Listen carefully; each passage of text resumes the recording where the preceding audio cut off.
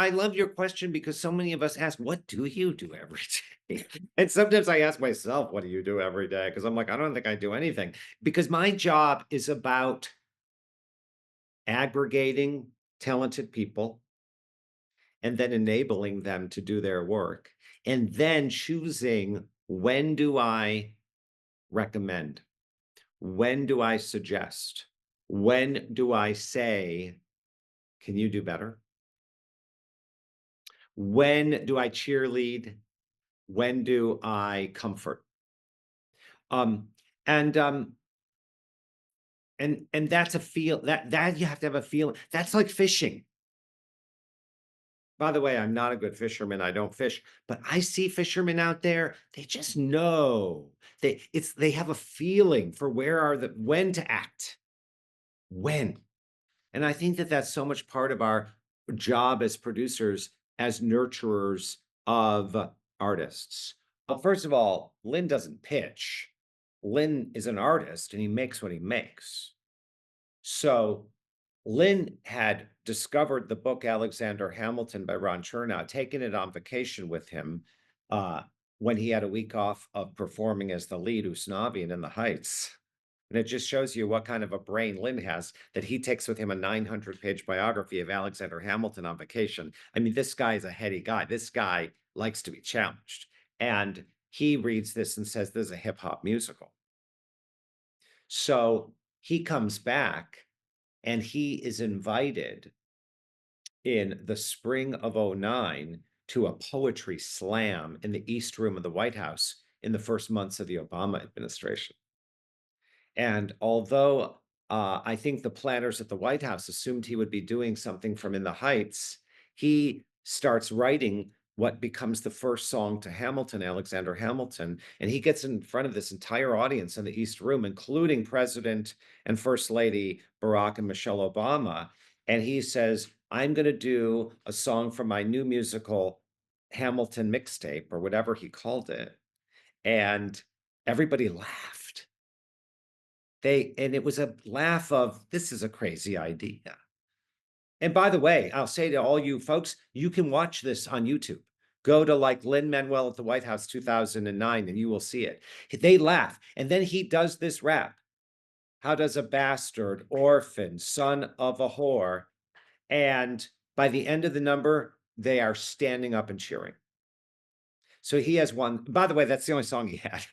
But as Lynn shared with me those original songs, I thought, this is just if In the Heights was this warm, enveloping embrace of a Caribbean rap, Hamilton was a lightning bolt.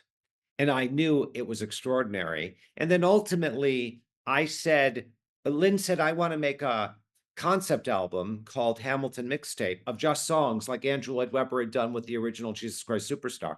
And I said, I'll do whatever you want to do.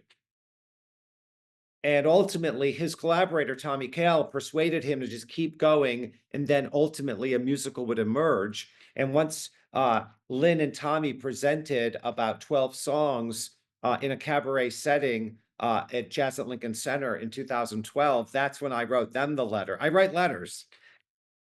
I wrote Jonathan a letter saying, I want to produce your musical. And then after they did that cabaret, I wrote them a letter saying, I want to produce your musical. And then we were off to the races. Producer's job is to find and nurture artists. You don't bet on the horse, you bet on the jockey.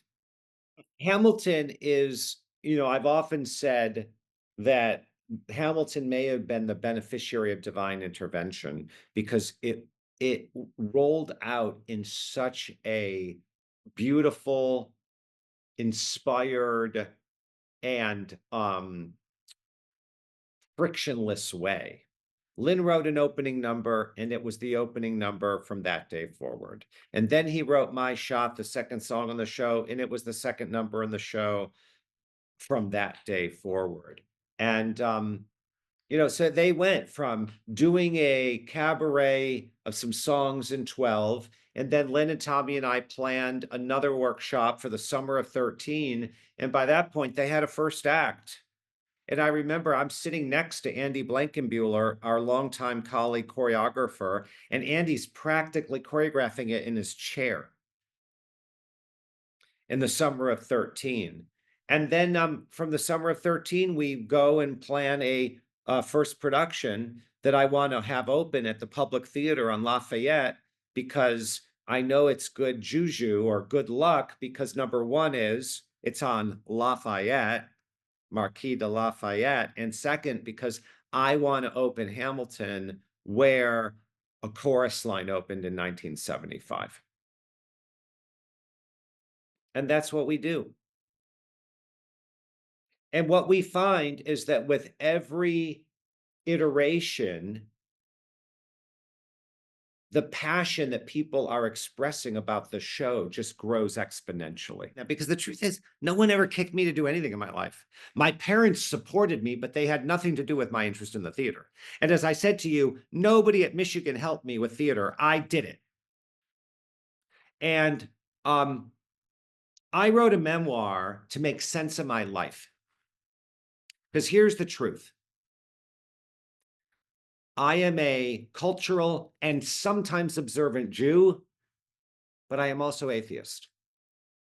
I don't believe in the hereafter.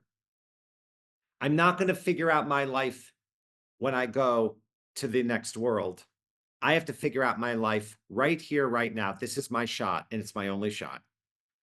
And as a kid who was adopted, didn't know where he came from, as a kid who felt like an outsider because he was gay, because he was different from his family, because he was poor, I had to make sense of my life while I'm here.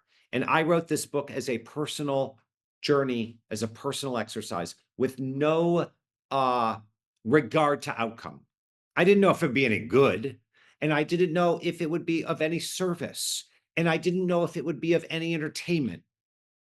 But I thought, I got to do this for me, and I'm just going to do it. And I just did it quietly, and I didn't tell hardly anybody. After I finished it, I ultimately got great advice and criticism and worked and worked and honed and hopefully made something that was of service, of entertainment, and of value.